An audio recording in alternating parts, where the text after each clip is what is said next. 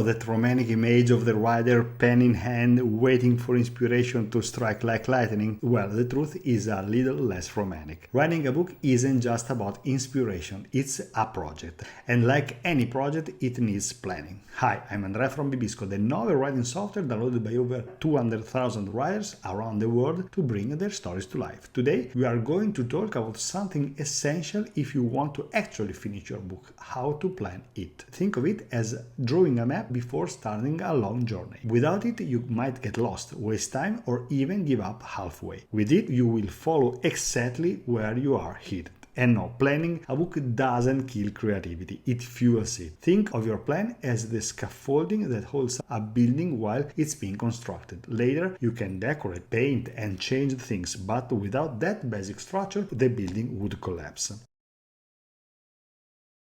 Before you dive into characters, plots, and world building, take a moment to pause and ask yourself three big questions. The first question is, what is the purpose of your book? Every book has a reason to exist. Some are meant to entertain, like Harry Potter. Others aim to inform, like Sapiens, which explores the history of humanity. And some are meant to inspire, like the 7 Habits of Highly Effective People. Your purpose shapes everything: your tone, your structure, even the way you choose your words. If you are writing to entertain, your pacing will be different than if you are writing to teach or persuade. The second question is, who are you writing for? Your readers. Because let's face it, a book isn't just for you, it's also for the people who will pick it up. Are you speaking to kids who want bright, simple stories, teenagers who crave emotion and connection, or busy professionals looking for practical advice? Knowing your audience is like choosing the right language to connect with them.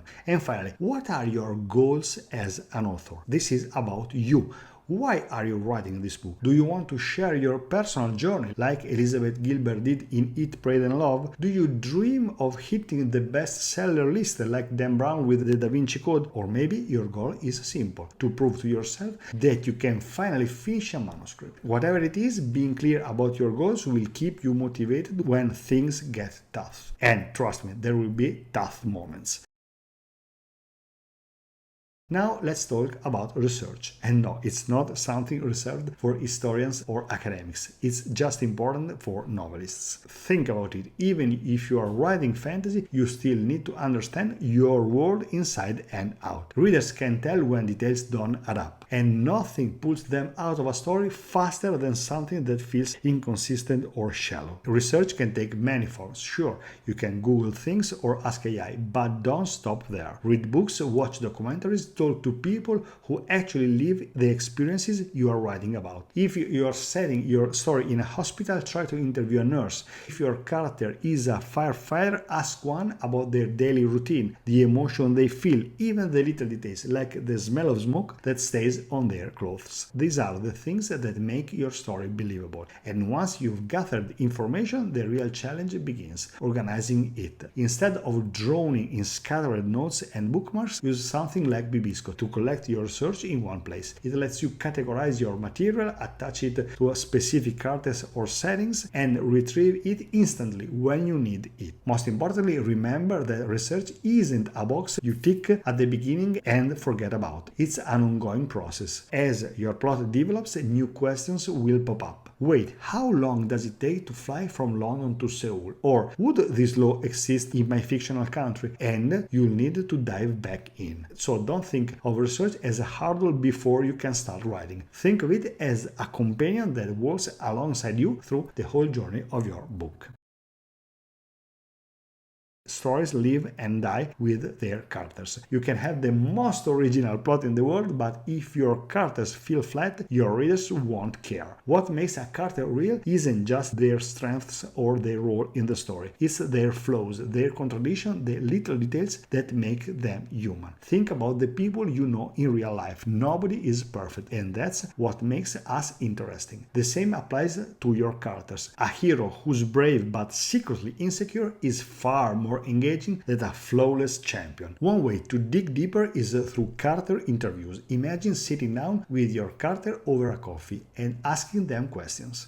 Some will be straightforward, like, "Are you brave?" But the real gold comes from the tougher, unexpected ones, like, What are you jealous of? Or what do you regret the most? That's where their hidden motivation and contradiction emerge. Maybe your firefighter protagonist is, of course, courageous, but what if you discover he actually became a firefighter not out for passion, but because he craved his father's approval? Suddenly you have layers of conflict and vulnerability that make him unforgettable. In bibisco there's actually a tool designed for this. You can run through structured interviews with your characters, and the beauty is the more uncomfortable or difficult the question feels, the more authentic your answers will be. Those cracks in their armor are what make them truly come alive on the page. Too often writers think of setting as wallpaper, just something you describe quickly so readers know where they are. But setting is so much more than that. It doesn't just frame your story, it shapes it. A story set in a medieval kingdom will naturally breathe differently than one set in a modern day office. The rules, the culture, the daily habits of the people, all of that influences how your characters live, what choices they can make, and even what conflicts are possible. So when you are building your world, go beyond the surface. Don't just ask yourself what the streets look like. Ask, what do people hear, smell, taste, or touch every day? How do politics, religion, or social norms influence their behavior? What's considered normal and what would be shocking or taboo? These details don't all need to appear directly on the page, but you as author should know them, because even the smallest detail, a type of the food, the way people greet each other, or the sound of an old city clock can give your story a strong sense of place.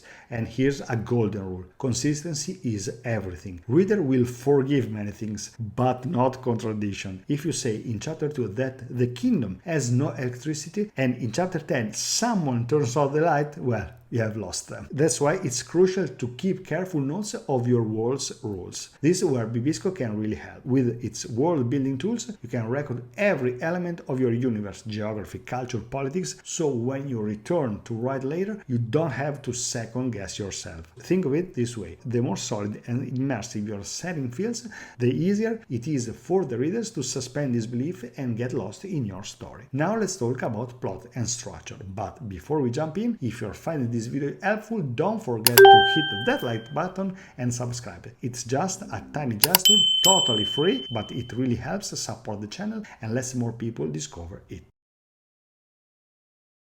The plot is really the skeleton of your story. It holds everything together and keeps it standing. Without a clear structure, even the most interesting characters can end up wandering without purpose. There are a lot of frameworks you can use. The 3-act structure is a classic: setup, confrontation, resolution. Then there is the hero's journey, which is great if you are writing a transformational adventure. Or if you prefer something more methodical, you might try the snowflake method, where you expand your story step by step from a single sentence into a full manuscript. And by the way, on this channel you'll find dedicated videos on these major structures, so if one of them sparks your curiosity, you can dive deeper right after this video. But here's the important part: don't get obsessed with which structure is right. What matters is that your events follow each other logically, and that every scene pushes the story toward a climax. Readers should always feel a sense of momentum, like they are being pulled forward by invisible threads. Of course, stories aren't always told in straight lines. You might be juggling flashbacks, flash forwards, or weaving in historical events. That's where it gets tricky, because one small inconsistency can break the illusion of your world. This is where a tool like bibisco's timeline comes in handy. It lets you see all the events of your story in chronological order, even if you reveal them out of sequence in your book. That way you can double check: does this flashback make sense here? Does this event line up with what actually happened in history? Think of it as your safety net. You are free to play with time, experiment with narrative jumps, and create suspense, while knowing that under the hood everything still makes sense. And that's what gives your story both creativity and credibility.